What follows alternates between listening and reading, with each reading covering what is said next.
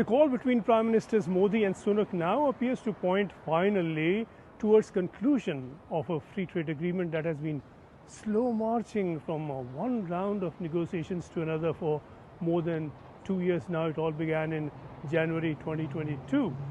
A statement on the talks said the two Prime Ministers assessed positively the progress made towards early conclusion of a free trade agreement. Now the chat between the two Prime Ministers itself is very likely to bring some acceleration in the process and take the talks past some humps, and a good deal of those have arisen through these 2 years. The Commerce Ministry had said last month that agreement has been reached on most of the 26 chapters under which discussions have taken place, and that the rest are at an advanced stage of negotiations. A British delegation was in Delhi last week to push the talks towards a conclusion, and that in turn followed an Indian official team's visit to London last month. So a lot of movement now leading up to this conversation between the two leaders.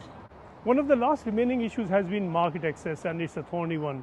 The British have been looking for market access primarily for Scotch whisky, over which there appears to have been agreement, but also for cars and in the services in areas such as law and insurance. It would be tricky for the Indian government to give the British all they want by way of access in all these areas. Tricky for trade, tricky economically, and also politically. Another difficult area is intellectual property rights, where the British claims could potentially threaten India's huge generic drugs business, which is also a lifeline to millions around the world. But a compromise agreement is now being attempted, and being attempted quite quickly, given strong political compulsions in both countries that have risen with elections in mind. The Indian government certainly would like a deal before the Lok Sabha elections, which are around the corner, but of course only if it believes it can sell the deal at home and not offer fodder to the opposition at a very critical time. The urgency is far greater in the UK.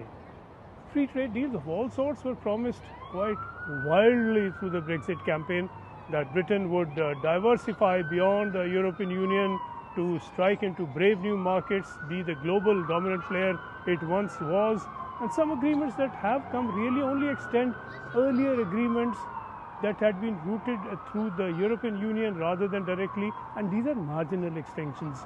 The big ones promised were trade deals with the US and with India. A proposed deal with the US here proved a non-starter, quite literally.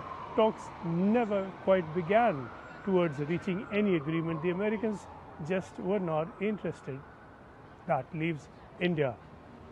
Rishi Sunak has been doing badly in one by-election after another. His poll ratings are low. He quite urgently needs a talking point to show success. It would be awkward for him if he can't get a trade deal through with India. Elections in Britain are due to follow elections in India and are expected sometime between May and November. So around the corner as well. Elections could delay a deal much longer if it's not done earlier, and the two Prime Ministers have agreed at the least to push for the quickest possible conclusion.